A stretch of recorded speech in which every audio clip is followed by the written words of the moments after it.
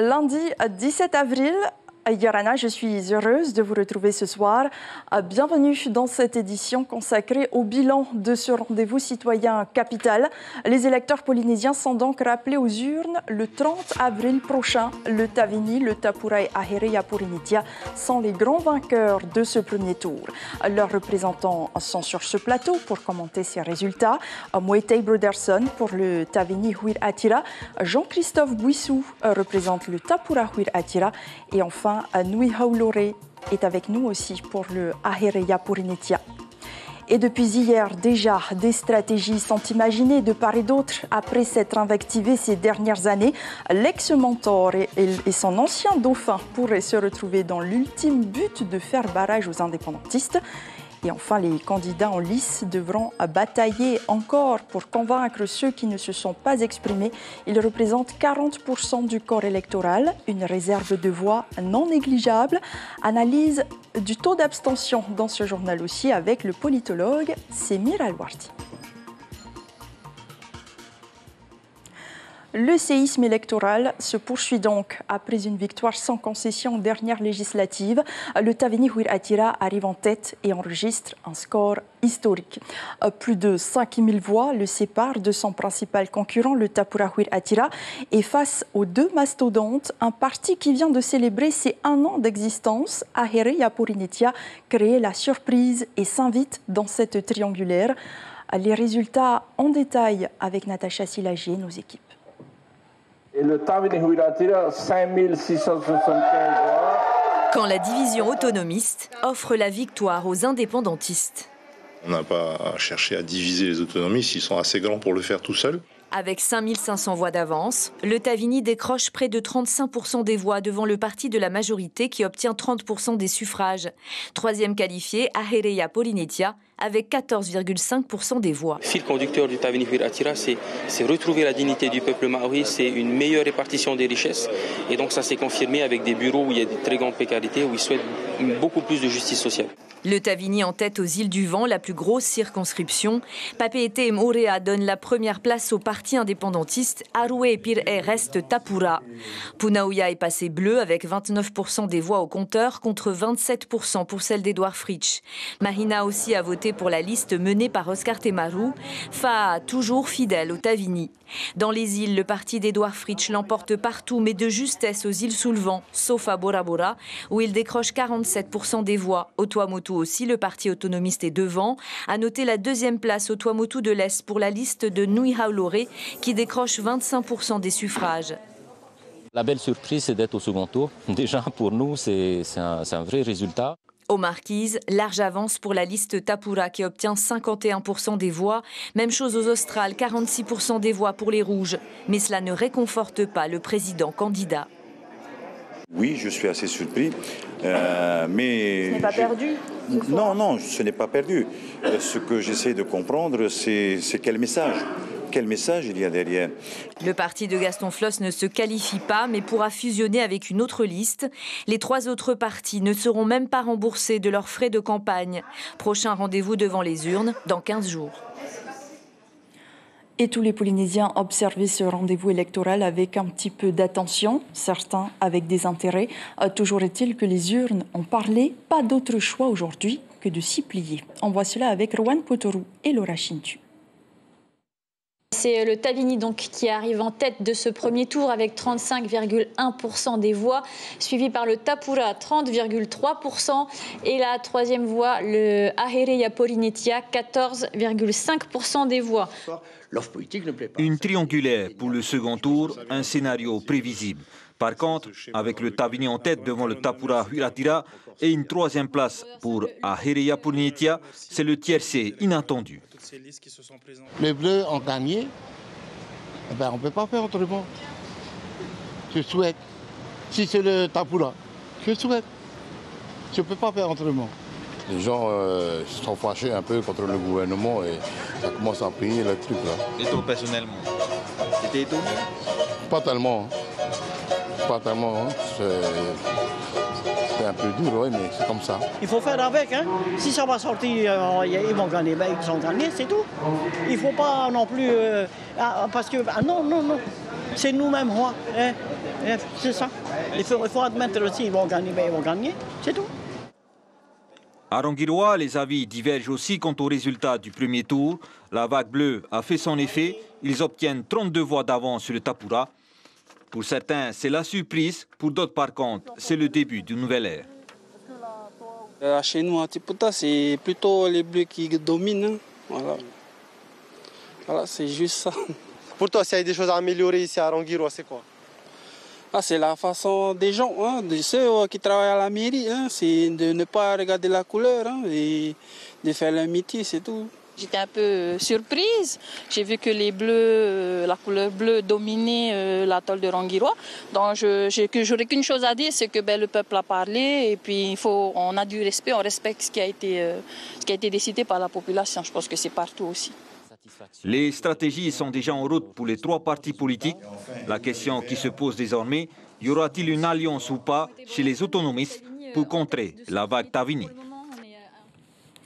Et première réaction tout de suite de nos invités, Yorana, à tous les quatre. Merci d'avoir accepté l'invitation de Polynésie la Première. Première question pour vous, Moïtei Broderson. Le Tavini obtient plus de 17 000 voix en 5 ans. Jamais le parti indépendantiste n'avait obtenu un tel score. Est-ce qu'aujourd'hui, vous remerciez aussi le gouvernement d'Edouard Fritsch d'avoir œuvré indirectement pour votre victoire? Non, ce ne serait pas très fair-play de faire ça. Je remercie les Polynésiens qui seront allés voter et j'encourage ceux qui ne sont pas allés voter à le faire le 30 avril. Voilà, c'est ça notre message. Et c'est bien le discours plus modéré, selon vous, qui a convaincu l'électorat?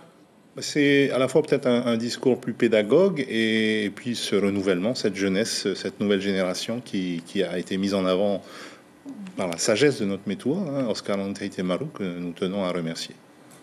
Jean-Christophe Bouissou, on l'a entendu, Edouard Fritsch a déclaré « J'essaye de comprendre le message qu'il y a derrière ces résultats. Ce soir, est-ce que le Tapura refuse d'accepter qu'il paye ses erreurs commises durant la crise sanitaire, comme certains l'ont mentionné ?» Je crois que, d'abord, bonsoir à tous et bonsoir à nos amis autour de cette table. Et merci beaucoup à l'ensemble des électeurs, quel que soit le vote que vous avez pu effectuer. Et puis vous encourager surtout pour le deuxième tour. Vous savez, vous posez la question de savoir quel est le message. Vous aurez une réponse. Vous aurez une réponse de la part du président Edouard Fritsch en temps utile. Et c'est pas ici sur ce plateau que ce message sera donné. Mais je voulais surtout vous dire que, contrairement à ce que on laisse penser, tous nos amis, Nouyao qui est ici, avec qui d'ailleurs je me suis toujours bien entendu, et de même que Tevao Fritsch, lorsque vous regardez les chiffres qui ont été réalisés par toutes nos formations politiques, on représente 62 000 électeurs votants. Mais c'est justement, vous êtes pour nos formations, largement plus qu'en 2018 où on a fait 44 000 voix. Allez regarder. Donc aujourd'hui, vous dites que vous valez plus que le Tavini? Non, on dit simplement que les autonomies sont très bien représentées. Ce sont les problèmes que nous avons eus sur notre parcours qui fait qu'aujourd'hui, c'est vrai, le Tavini Huilatira tire son épingle du jeu, arrive à se positionner avec 35%, mais en réalité, c'est pas la vague bleue. Il n'y a pas de vague bleue. Il y a simplement des vagues rouges, si vous voulez. Mais vous dites aussi ce soir que finalement, ce n'est pas un vote pour l'indépendance qui s'est traduit. Vous dites aussi ce soir que ce n'est pas un vote pour l'indépendance qui s'est traduit dans les urnes, comme vous avez pu faire campagne ces derniers jours. Je ne crois pas qu'on soit indépendantiste, ni Nouyao, ni moi-même, ni Tevao Fritsch. Ça, c'est clair. D'accord. Ensuite, nous avons une sensibilité de voir... Non, sur les résultats des urnes, donc. Et sur le résultat des urnes, vous dites que les autonomistes sont majoritaires. Nous sommes arrivés à 5 points derrière le Tavini Huilatira. La loi nous autorise de discuter. Donc, nous avons entamé des discussions. Maintenant, on le fait en toute transparence. Et nous souhaitons voir... Parce que ce qui est important, c'est quoi? C'est l'image que nous ramène la population. La population dit quoi? Gaston Floss est encore là. C'est encore un homme qui compte avec son organisation dans le schéma politique qui existe. Tevao Fritsch, avec le temps très court qu'il a eu, réalise quand même un score. Il était prêt à pouvoir discuter également et est arrivé à 4,7%, je crois, des suffrages. Il ne pourra pas revendiquer, si vous voulez, de pouvoir entrer sur une liste, mais c'est quelqu'un qui existe aussi politiquement, quoi qu'il arrive. Et puis, il y a deux autres formations. Moi, je suis très étonné du score réalisé par Jacques Briand. Vous voyez, Jacques Briand est un homme qui existe en politique depuis très longtemps. Et enfin, Tawhiti Nena est aussi quelqu'un qui est là. Voilà. La population nous renvoie cette image. Est-ce qu'on est capable de devenir intelligent dans le monde politique pour faire en sorte que nous ayons tous une place, je dirais, pour respirer? C'est la grande question, c'est l'équation qui est posée aujourd'hui. Et nous allons tenter de répondre à cette équation. Alors, Semir Al-Wardi, est-ce qu'aujourd'hui, les groupes autonomistes sont capables d'être intelligents et de se rallier pour obtenir une majorité au second tour? Alors, je ne peux pas m'immiscer dans la campagne, donc je ne vais pas répondre totalement à la question. Mais il est évident que quand on regarde les partis autonomistes, on ne peut pas dire que c'est un bloc, puisqu'ils ont des parcours et des programmes assez différents. J'ajouterais que, pour reprendre ce qu'a dit mon voisin, c'est vrai qu'à un moment donné, vous dites la vague bleue. Alors c'est vrai que c'est intéressant parce que quand on regarde l'écart de voix, il est de à peu près 5500 voix entre le Tapura et le Tavini.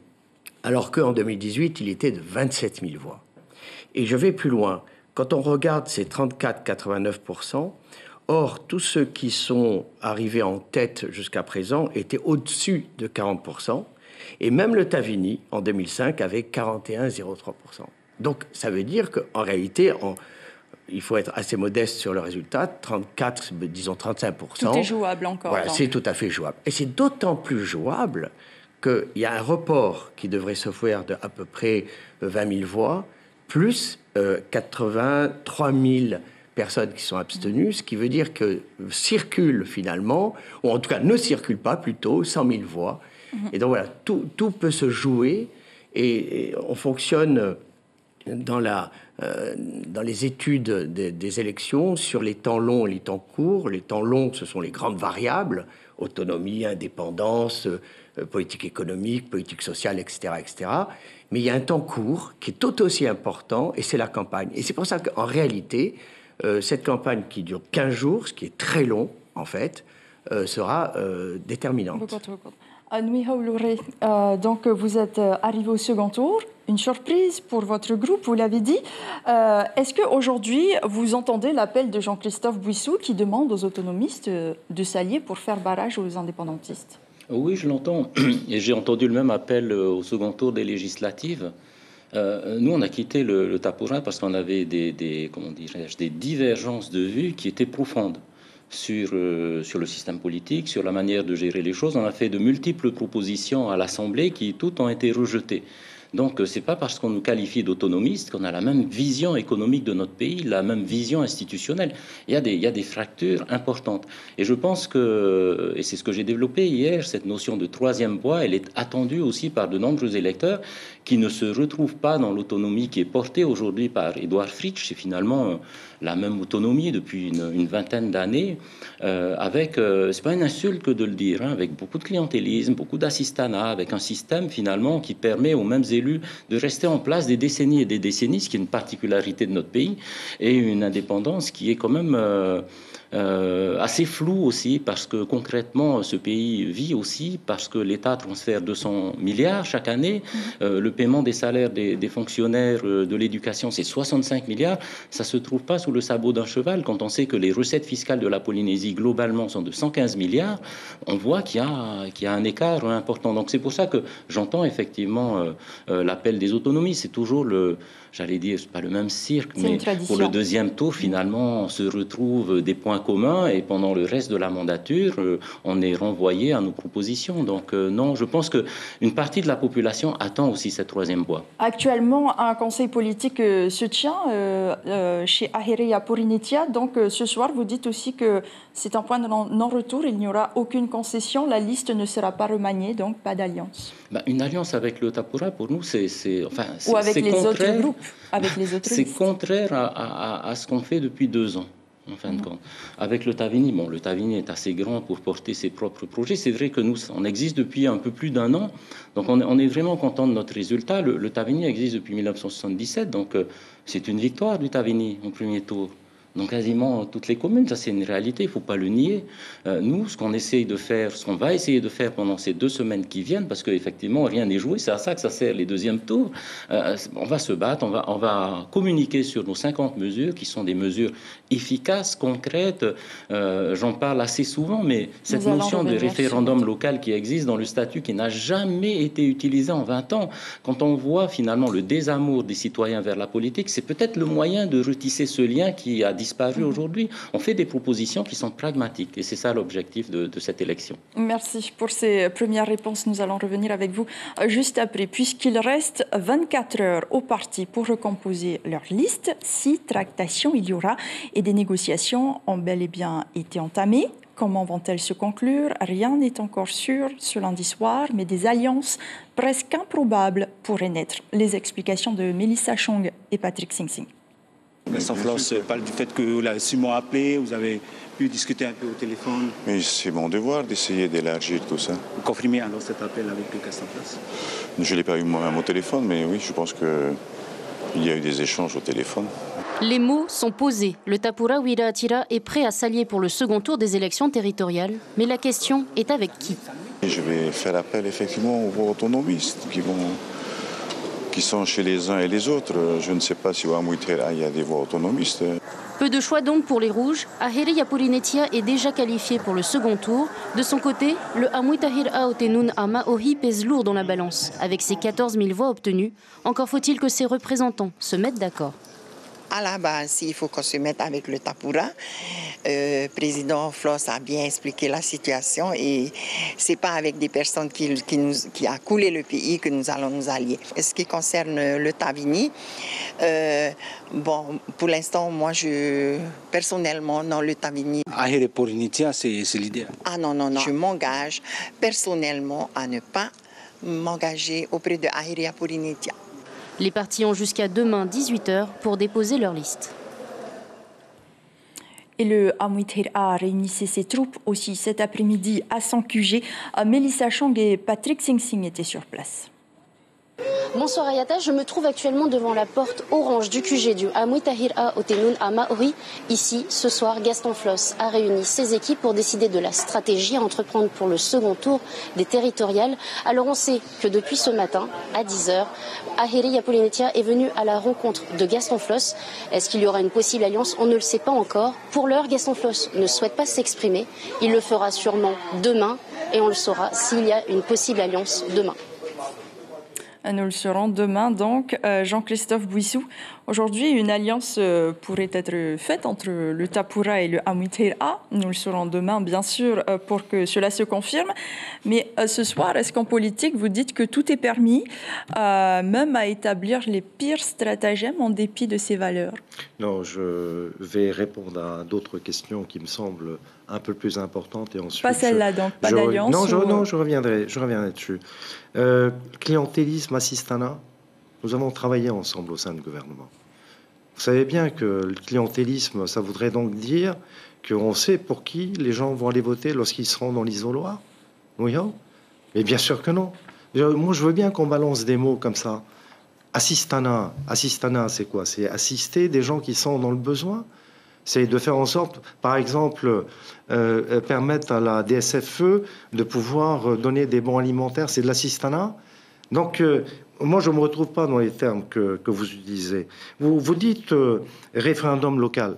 Vous croyez qu'on peut diriger un pays à coup de référendum local? Bon, on veut construire un hôtel sur Montréal, on fait un référendum local. On veut un aéroport, il faut un référendum local. Vous n'allez jamais pouvoir diriger le pays à coup de référendum local, malgré le fait que ce soit effectivement à l'intérieur du statut.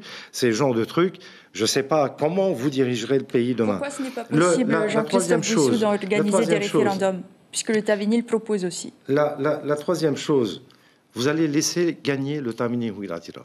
J'ai bien compris votre discours là tout à l'heure. Okay, vous allez vous maintenir, c'est très bien, c'est normal. Vous êtes au deuxième tour. Vous vous moquez de savoir si Oscar Temaru revient au pouvoir demain? Vous n'avez pas vécu 2004? pendant 10 ans. Vous avez vécu tout ce qu'on a vécu tous les jours. Qui a le droit de voter, inscription à l'ONU, débat sur l'indépendance, l'État français est dehors. D'ailleurs, je me pose la question, il y a une question fondamentale. Tous nos amis qui sont fonctionnaires d'État, qu'ils soient professeurs des écoles et autres fonctionnaires, vous vous rendez compte vers quoi vous allez sur le choix d'avoir quelqu'un qui ira demander constamment de déconnecter la Polynésie par rapport... Ça revient aux électeurs. Il s'agit de vos statuts, d'accord, de vos retraites, de vos statuts de fonctionnaires. Je vous le dis simplement, que vous soyez tous totalement conscients de ce qui est en train de se passer. Un choix éclairé, je pense. Votre question, finalement, c'était quoi? Alors, finalement, si vous le voulez bien, puisque vous en êtes pris à Nuihau, donc assistana, clientélisme, finalement, on a l'impression, en écoutant Jean-Christophe Bouissou, que vous étiez dans le gouvernement sans être dans le gouvernement. C'est pour ça qu'on a quitté, c'est pour ça qu'on a fait depuis 2 ans et demi toutes ces propositions. Après, moi, ce que je dirais à Jean-Christophe, c'est plus il continue dans cette diatribe, plus il perd de voix, je pense. Hein, ce que nous disons sur le clientélisme et l'assistana, je veux dire, il faut être aveugle pour ne pas voir ça. La proposition de référendum local, il faudrait que M. Bouissou se voyage un peu, et en Suisse, où je pense que ce ne sont pas des imbéciles quand même, avec le système de votation qui existe, qui est mis en place chaque année sur les grands projets, sur les petits investissements, sur les routes, il y a une manière de gouverner aussi. Je pense que ce que les électeurs ont rejeté, c'est cette manière de gouverner, finalement de repousser tous ceux qui ont d'autres façons de voir les choses, et le Tapura ne peut s'en prendre qu'à lui-même de ce résultat. Après, j'entends le président Fritsch dire « j'ai entendu le message ».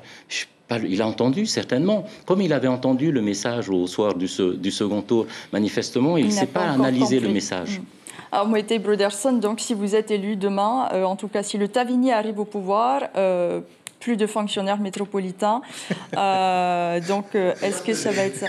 Donc, vous avez une tendance toujours à pousser sur l'extrême. C'est pas ce que j'ai dit. J'ai dit que vous avez un Oscar Temaru qui prône l'indépendance. Est-ce que vous comprenez que l'indépendance touche aux intérêts des fonctionnaires d'État? Est-ce que vous l'avez compris ou pas? Je pense que les électeurs l'ont compris. Est-ce que les électeurs l'ont compris, Moïté? Puisque, en tout cas, 43 000 électeurs ont compris votre message, visiblement. Si Jean-Christophe veut bien nous laisser répondre, je vais répondre. Je pense que les électeurs ne se trompent pas d'élection. Ce n'est pas un référendum. Contrairement à ce qu'ils essayent de marteler, ce n'est pas Oscar Temaru qui sera président du gouvernement demain. Tout le monde sait qui ce sera en cas de victoire du Tavini Huiratira. Tout le monde, je pense, me connaît mon caractère modéré. Je ne suis pas cette caricature des indépendantistes assoiffés de sang, mangeurs de bébés blancs. Je crois qu'elle a vécu. Il faut arrêter de nous servir ces vieux plats réchauffés. Et on veut aussi encore nous resservir les vieux plats réchauffés des négociations de marchands de tapis entre les tours. Non, je crois que c'est aussi ça que les Polynésiens ont rejeté. Mais est-ce que c'est aussi votre victoire, on la doit également au fait que ces derniers temps, Oscar Temaru n'apparaissait plus réellement sur la scène médiatique? Est-ce qu'on a essayé justement de plus faire parler les jeunes pour tenir justement ce discours plus modéré et non plus catégorique d'Oscar Temaru que l'on connaît? À un moment donné, il faut être cohérent. Quand notre métoua dit on va mettre la jeunesse en avant, on ne peut pas derrière lui reprocher finalement de la mettre en avant et de la faire parler, et de lui faire prendre la parole et de la mettre dans les débats. Je vois pas où est le problème. Alors, Semir, on le voit encore ce soir, il y a bien des tensions qui existent entre les autonomistes. Est-ce que justement cette division pourrait profiter demain à la victoire du Tavini Huiratira? Alors, en fait, ce qui se joue véritablement ces 15 jours qui arrivent, c'est d'une part le Tapura qui veut qu'on reste dans ce clivage autonomiste indépendantiste et qui revient justement sur cette peur de l'indépendance, puisque, grosso modo, on peut dire, sans trop s'avancer, que la majorité polynésienne ne souhaite pas l'indépendance aujourd'hui. Quand on voit le résultat, de toute façon, des autonomistes, là, c'est une confirmation. Et en même temps, on verra aussi le Tavini qui va montrer un visage beaucoup plus modéré, comme vous l'avez dit vous-même, c'est-à-dire qui ne souhaite pas une indépendance pure et dure, avec des termes parfois assez qui peuvent faire peur. Je veux dire par là, je l'ai dit hier, quand une colistière dit carrément les Français sont des étrangers, ça peut provoquer chez les autonomistes un certain rejet, effectivement. Et donc, en réalité, ça va se jouer sur les définitions. Qu'est-ce qu'un autonomiste? Qu'est-ce qu'un indépendantiste? Est-ce que l'indépendantisme veut dire l'indépendance demain matin ou à plus long terme? Chacun va se positionner justement là-dessus. Et donc, alors que normalement, on avait tendance à s'en sortir avec les discours de début de campagne, de ce clivage autonomiste-indépendantiste, finalement, de fait, on y revient pour cette deuxième campagne. Naturellement. Merci pour ces réponses. Nous allons poursuivre avec cet autre chiffre de ce scrutin, et pas des moindres, le taux de participation. Il est en baisse d'1,5 point par rapport à 2018. 60% seulement des électeurs se sont déplacés dans les isoloirs, alors que la participation électorale est considérée comme l'un des traits les plus caractéristique de la bonne santé d'un régime démocratique. L'abstention enregistrée hier est-elle une défaillance citoyenne ou le signe d'une désaffection marquée des Polynésiens pour leur classe politique? Le constat est en tout cas sans appel. La Polynésie n'échappe pas à la règle et l'électorat s'érode depuis plusieurs scrutins. Lucille Guichet, Sandroli et Jérôme. C'est un record d'abstention depuis 20 ans pour cette élection territoriale, élection à enjeu politique pourtant fort. À chaque scrutin, la participation perd un peu plus de terrain. 67% au territorial de 2013, 61% en 2018 et 60% cette année. Loin, très loin, des 70% de participation au premier tour de 2004, année du Taoui. L'élection des représentants à l'Assemblée ne parvient plus à déplacer les électeurs. On suit en réalité toutes les démocraties. Ça a déjà été dit il y a quelques semaines. La Polynésie n'est pas hors monde. Nous sommes comme toutes les démocraties, parfois avec un peu de retard.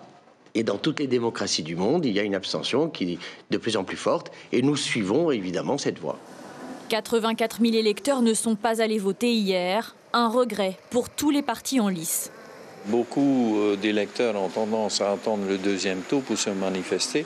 Ce qu'il faut souhaiter, c'est qu'effectivement, qu'il y ait un peu plus de participants la prochaine fois. Si la participation augmente toujours un peu au deuxième tour, les électeurs restent partagés. Le problème, c'est les procurations. C'est un sacré problème, les procurations. Et pourquoi? Comme on est des îles, c'est tout un procès-verbal, il faut aller à la gendarmerie, il faut avoir ça, il faut appeler la personne. J'ai une fille qui n'a pas voté, qui n'a pas pu aller voter parce qu'elle a son travail. Mais pour le deuxième tour, elle ira voter. Le deuxième tour, c'est mieux, donc on attend tous le deuxième tour. L'importance d'aller voter, c'est un devoir citoyen dans un premier temps. Et si on n'en voterait plus, on ne serait plus dans une démocratie. Avec les reports de voix, la mobilisation des abstentionnistes sera l'enjeu de ce deuxième tour. Un réservoir de plusieurs dizaines de milliers de suffrages, capable de changer le résultat final. Et l'abstention qui a favorisé l'élimination pure et simple aussi des petits partis, ceux de Te Varo Fritsch, Tauhi Tinena et Jackie Briand n'ont pas convaincu grand monde pour pouvoir se qualifier au second tour. Ils n'ont pas remporté assez de voix également pour se faire rembourser leurs frais de campagne. Dans certaines îles, leur liste accuse un échec cuisant. Les explications de Nicolas Suir et Patita Savia. 4 partis sur les 7 qui se sont portés candidats aux élections territoriales ne seront pas au second tour. Yaura Te Nunaa collecte 4,4% des voix, Homaohi 2% et Heiura Lever 1,9% au général. Et ces scores se répètent dans chacune des 8 sections. Si certains sont déçus, ce n'est pas le cas du parti écologiste. Ce n'est pas une déception et je tenais à remercier très sincèrement tous ceux qui nous ont fait confiance. Depuis tout à l'heure, j'entendais les analyses de tout un chacun qui se dit quand même qu'aujourd'hui on est plus ce clivage indépendantiste et autonomiste, qui pour moi est complètement faux, parce que le seul parti qui aujourd'hui portait un autre message que celui-là, c'était bien Heiura Lever. Le Amuiteira o Te Nunaa à Maohi obtient 11,9% des voix. C'est légèrement en dessous de la barre des 12,5% requis pour passer au second tour. Le parti a pourtant obtenu plus de 12% des voix dans 3 sections. Déçu, il est autorisé à fusionner avec l'un des candidats du second tour. Nous avons mis une nouvelle équipe en place, de nouvelles têtes. Donc, nous sommes dans cette optique-là. On va attendre. C'est une déception pour vous ce soir? Ben, quelque part, oui, mais c'est une nouvelle équipe. Je n'oublie pas que c'est tous les visages que vous avez. Une nouvelle équipe, mais c'est quand même Gaston Floss, Bruno Sandras, Pascal Haïti. Oui, mais Gaston Floss n'est pas sur la liste. Oui, mais il était annoncé comme vice-président, il est venu dans les débats. Oui, mais il n'est pas sur la liste, c'est pas la même chose. Peut-être que Gaston Floss fera alliance avec Édouard Fritsch. Le président sortant se dit ouvert à toute alliance avec des autonomistes, y compris le parti Orange. Aucun des partis perdants au premier tour n'a souhaité s'exprimer aujourd'hui. Tous doivent se réunir pour décider des reports de voix pour le second tour. Moïtei Broderson, avec 60% de taux de participation seulement pour ce premier tour, est-ce que pour vous, c'est une belle victoire? Je crois que la victoire, elle est là, quel que soit le taux de participation. Mais on veut tous, je crois que tous les partis confondus, souhaiteraient qu'il y ait une meilleure participation. Maintenant, c'est à nous d'essayer de les convaincre qu'une nouvelle politique est possible, qu'il faut à nouveau croire dans la politique, parce que la plupart de ceux qui ne sont pas allés voter. Alors, c'est vrai, sur les 88 000 abstentionnistes, bon, vous avez quoi, 3200 témoins de Jéhovah qui ne votent pas, vous avez des objecteurs de conscience, vous avez aussi tous nos enfants qui sont actuellement en métropole ou ailleurs, qui ont beaucoup de difficultés à faire leur procuration, qui parfois oublient. Et puis vous avez cette partie de la population qui aime aller voter au second tour. Ils sont nombreux, on les connaît, et ils sont comme ça. Je pense qu'on va avoir du mal à les changer, mais on va aller les chercher, on va aller les rencontrer. Même question pour vous, Nuiha Ouloré. Est-ce que vous êtes satisfait de votre score, malgré un taux d'abstention qui atteint les 40%? Comme je dis, pour nous, jeune parti qui a été créé il y a un peu plus d'un an, avec ce mode de scrutin, il faut atteindre 12,5% et une prime majoritaire au second tour. Ça facilite pas l'expression démocratique de la diversité politique. C'est vrai qu'on jouait tous sur ce premier tour. On est vraiment satisfait d'y être. Et comme on disait, maintenant il y a une deuxième campagne qui commence et c'est à nous de communiquer sur ces mesures et d'essayer d'aller plus loin. Aujourd'hui, on le voit, malgré tout, la lutte se joue véritablement entre les deux grandes forces politiques du pays. Vous, comment est-ce que vous vous situez dans ce clivage autonomie-indépendance? Justement, c'est ce qu'on... Ça a été une question pendant ce premier tour. Est-ce que le sujet de cette élection, c'est l'autonomie contre l'indépendance? Tout le monde a dit non au premier tour, aussi bien les autonomistes que les indépendantistes. Et puis finalement, on se retrouve au deuxième tour et ça devient le clivage traditionnel. Pour nous, c'est un piège. C'est un piège parce que, comme les indépendantistes le disent eux-mêmes, la question, c'est pas de l'indépendance demain matin. C'est pas ça le sens de cette élection. C'est le renouvellement de l'Assemblée de la Polynésie française. Le rôle des représentants, c'est de voter les lois qui s'appliquent et qu'on applique éventuellement soi-même. C'est de voter des budgets. Ce sont des questions pratiques. On est compétent sur quasiment tous les grands domaines économiques, fiscaux. C'est là que ça se passe. Les sujets actuels, c'est l'inflation, le coût de la vie, la taxe sociale, c'est la PSG qui est quasiment faillite aujourd'hui. Qu'est-ce qu'on fait pour les 5-10 prochaines années? C'est la jeunesse qui a du mal à trouver sa place. On a vu avec les événements de Bora Bora, c'est le secteur primaire qu'on a délaissé trop longtemps. Et qu'est-ce qu'on fait par rapport à tout ça? D'où nos 50 mesures qui essayent de répondre de manière très pragmatiquement à tous ces sujets hors du clivage indépendance-autonomie. C'est vrai que les indépendantistes prônent le développement du secteur primaire depuis des années et des années. Dans la famille autonomiste, on a plutôt tout misé sur le tourisme. Et on a vu à l'occasion de la crise du Covid que dépendre exclusivement d'un secteur économique, ça ne pouvait pas marcher. Donc ça doit nous amener à reconsidérer notre modèle économique et c'est le sens de cette élection. Très rapidement, pour terminer avec vous, si vous êtes élu demain, quelle relation vous envisagez d'entretenir avec le gouvernement actuel, en sachant que vous avez soutenu Marine Le Pen aux dernières présidentielles? Alors c'est deux sujets complètement différents. Sur la relation avec l'État, nous disons premièrement qu'il faut avoir une relation apaisée et même évoquer le sujet de l'évolution constitutionnelle. On voit le cas de la Calédonie, je veux dire, c'est pas un sujet tabou. Et c'est vrai que institutionnellement, notre pays peut évoluer. Un ancien ministre de la Justice a d'ailleurs rendu un rapport très complet sur les différents systèmes de relations entre les puissances, les anciennes puissances colonisatrices et les différents pays. La deuxième chose que l'on dit, c'est qu'il faut rendre plus efficace cette relation en utilisant la délégation de la Polynésie française à Paris pour traiter de manière plus active les sujets qui sont nombreux avec l'État. La troisième chose que nous disons, c'est qu'il y a un vrai sujet sur le nucléaire. Il faut en sortir, il faut dépolitiser ce sujet. Je suis heureux de ne pas entendre ce qui a été le cas aux élections législatives. Toutes les demandes de tous les partis politiques à demander à l'État 50 milliards ici, 100 milliards là. Bon, j'ai pas trop entendu ça durant cette campagne. Et donc, ce sont ces sujets. Après, il y a aussi le sujet de la citoyenneté polynésienne par rapport au foncier, par rapport à la protection de l'emploi local. Pour nous, ce sont 4 thématiques majeures à aborder avec l'État. Merci beaucoup, Nui Hauloré, Moïté Broderson. Avec vous maintenant, depuis l'annonce de votre candidature donc à la tête de la Polynésie, les listes remaniées en catimini, le népotisme dénoncé par certains, il y a des tensions un petit peu au sein du Tavini Huiraatira. Dès lors, on peut se poser des questions sur l'unité et la stabilité du parti. Est-ce que ces questionnements sont légitimes ? Je pense qu'une famille politique où il n'y a pas de discussion, où les discussions sont toujours molles, c'est une famille politique en danger. C'est comme dans les familles, voilà, il faut que ça discute. De temps en temps, les discussions sont vives, elles sont franches, mais nous étions en réunion là aujourd'hui, suite au premier tour. Je peux vous dire que l'ambiance était joviale, elle était heureuse et c'était une ambiance de réunion. Et il y a une unité au sein du Tavini. Oui, il y a une unité au sein du Tavini. Et avec ces chiffres obtenus par le Tavini Oraromat et Archipel, où vous êtes tête de liste, le parti Perahuahine notamment, votre commune, est-ce que vous pensez ce soir que votre candidature à la tête du pays est toujours légitime?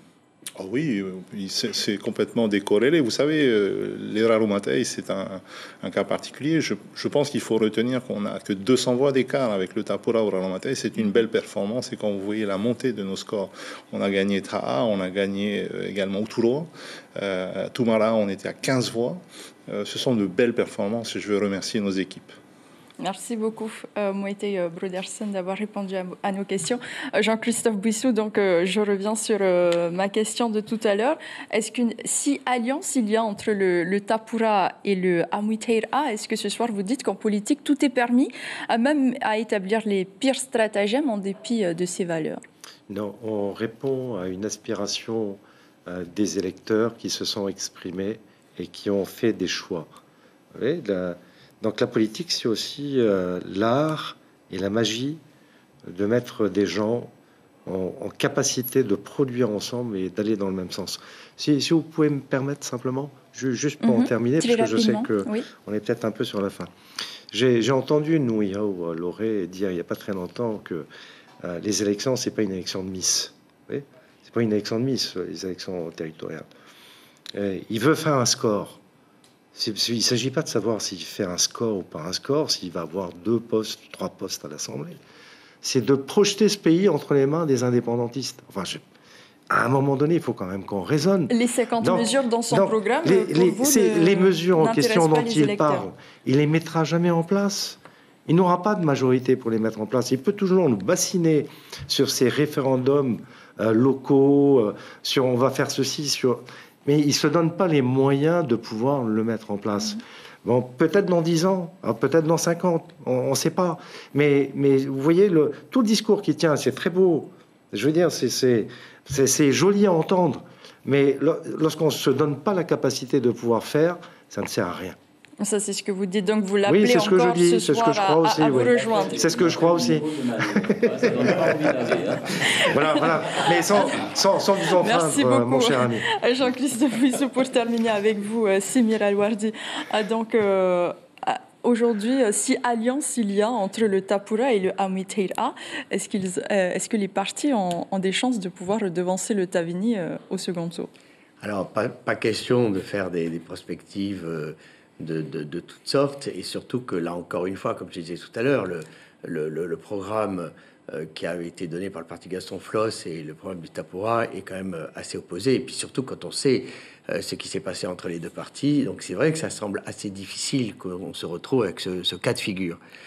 Moi, ce que je voudrais dire pour terminer, c'est que ce qui se joue dans les élections, tous les politologues ont regardé toutes les élections qui se déroulaient dans toutes les démocraties. À la fois, il y avait en général un rejet de l'offre politique, et ça se fait partout, et pas qu'ici. Et en même temps, il y a la notion de confiance. La notion de confiance est centrale dans la pensée politique et dans les élections. Alors justement, est-ce que ce taux d'abstention ne marque pas aussi une désaffection de plus en plus marquée des Polynésiens pour la classe politique? Tout va se jouer sur cette notion de confiance que les 3 partis ici présents vont mettre en avant et convaincre. Merci beaucoup, Semira Louardi. Merci à tous les quatre d'avoir été avec nous ce soir. Mais nous poursuivons ce journal parce que si le Tavini arrive en tête à Tahiti, c'est bien le Tapura Huir Atira qui mène la danse dans le reste des archipels. Les détails avec Stéphane Ratino et nos équipes. Une vague, ce n'est jamais étale. Haute ici, plus sage là-bas. Une vague bleue hier, dont ci et là des brise-lames ont contenu les effets. À l'heure du décompte, le Tapura a pu se consoler avec les résultats venus depuis les points les plus éloignés de Tahiti. Aux Marquises, comme au rugby, les maires ont joué en pack autour d'un projet de territoire. Il a su gommer les divergences d'hier, couleur rouge vif. Résultat, 51% pour la liste menée par Edouard Fritsch. J'aurais espéré mieux, c'est normal. Mais il y a quand même une trentaine de pourcents d'abstention. Donc on fera de notre mieux pour le deuxième tour. Dès demain, on commence encore à se réunir, à organiser des petites meetings dans les quartiers, dans les vallées et de faire des porte-à-porte. Un constat. Dans certaines îles, la notion de fief a encore un sens, surtout quand celui-ci a été façonné à longueur de décennies. À Bora Bora, Gaston Tonsong a la maîtrise des troupes aguerries. Le rouge n'a point perdu chez lui de sa vigueur. Tavana, la proximité, donnant comme une adhésion à la personne, au-delà des idées, plus de 47% pour la liste présidentielle. Oui, un bon résultat du Tapura ici. On a frôlé les 50% du suffrage. Et tout simplement parce que cette liste, on ne pouvait pas mobiliser un maximum de voix. Je voudrais aussi saluer le bon score du Tavini Huir Atira, il ne faut pas l'oublier, qui arrive en deuxième position.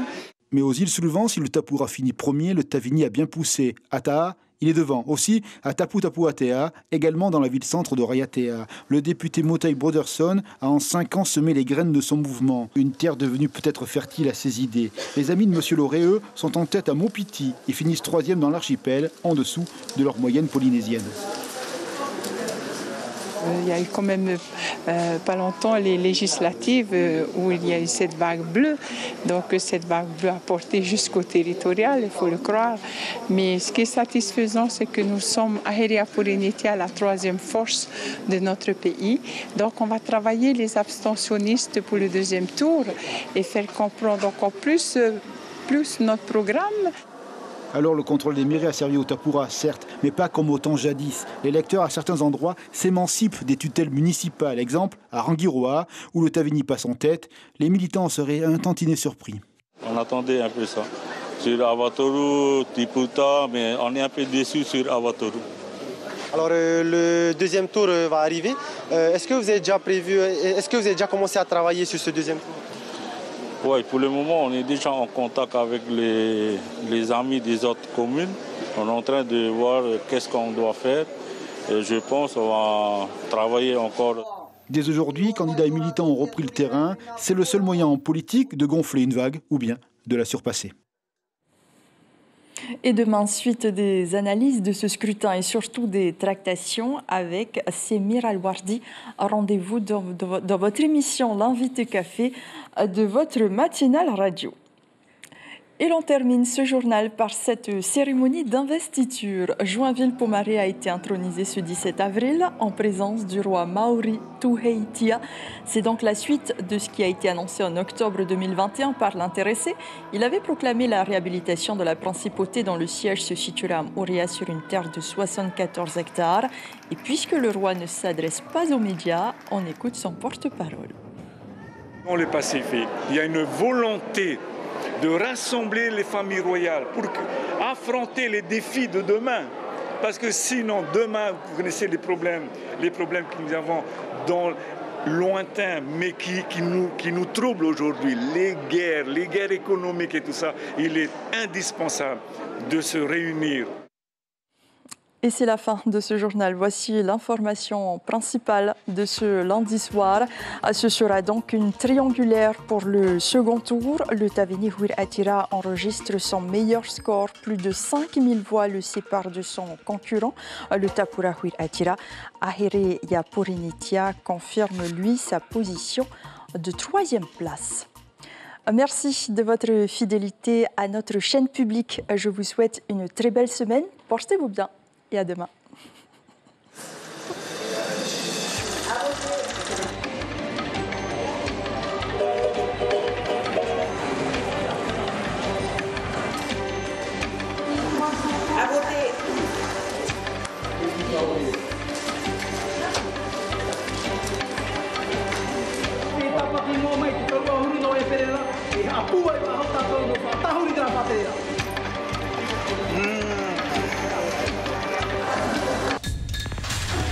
L'information en continu sur Polynésie la première, Internet et réseaux sociaux.